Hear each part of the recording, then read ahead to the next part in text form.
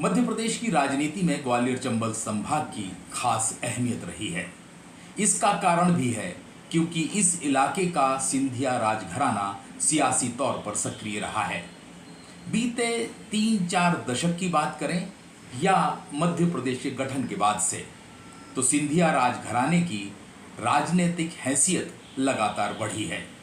और अगर हम 1980 के बाद देखें तो इस परिवार का सदस्य जिस राजनीतिक दल के साथ रहा, उसकी सियासी हैसियत काफी महत्वपूर्ण रही।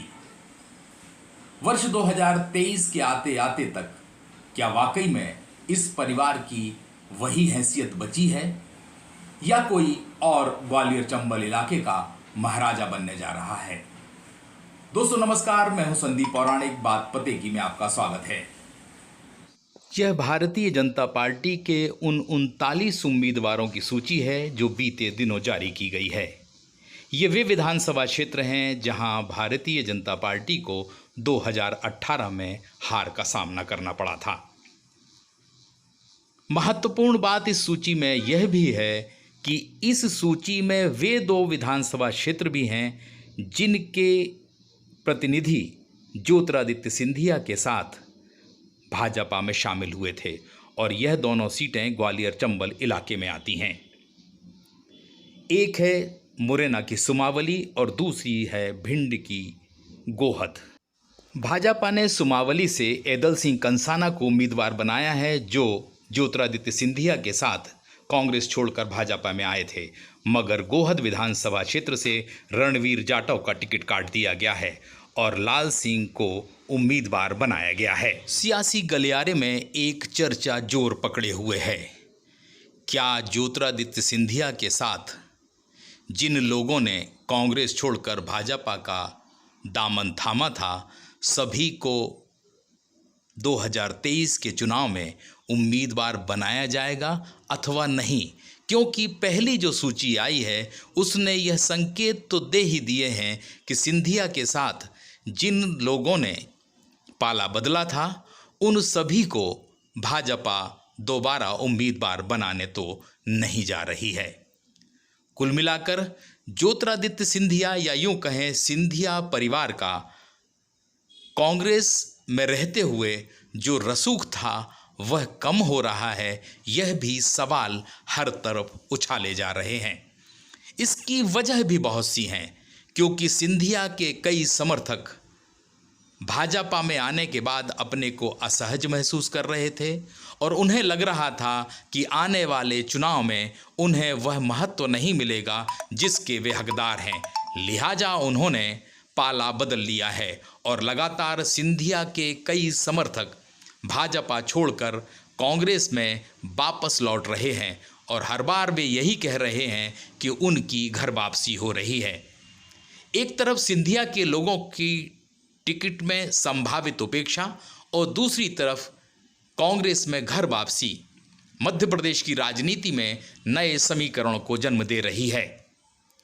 इसी बीच भाजपा ने जो भी चुनाव समितियां बनाई हैं उनमें ज्योतिरादित्य सिंधिया को वो स्थान नहीं मिला है जिसकी लोग अपेक्षा कर रहे थे। और अब भाजपा की प्रदेश कार्य समिति की बैठक ग्वालियर में होने जा रही है।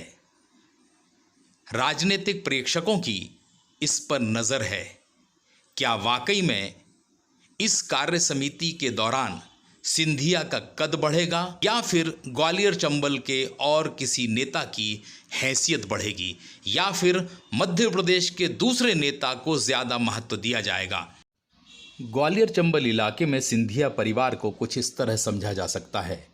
इस इलाके में कुल 34 विधानसभा क्षेत्र आते हैं, जिनमें वर्ष 2018 के विधानसभा चुनाव में कांग्रेस ने 26 स्थानों पर जीत हासिल की थी और सिंधिया ने जब दल बदल किया तो 16 विधायक सिंधिया के साथ कांग्रेस छोड़कर भाजपा में चले गए।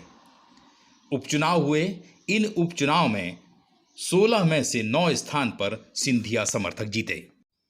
सवाल उठ रहा है, क्या कांग्रेस छोड़कर भाजपा में आने के बाद ज्योतिरादित्य सिंधिया का ग्वालियर चंबल इलाके में वही सियासी रसूख बरकरार है, या फिर उनकी स्थिति लगातार कमज़ोर हो रही है।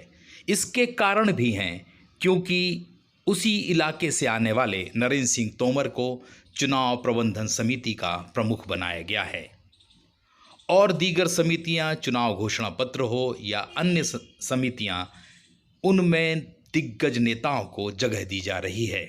मगर अब तक ज्योतिरादित्य सिंधिया को ऐसी किसी बड़ी समिति की जिम्मेदारी नहीं सौंपी गई है जिसके जरिए प्रदेश में यह संदेश जाए कि ज्योतिरादित्य सिंधिया भाजपा में उसी स्थिति में हैं जैसे कांग्रेस में थे।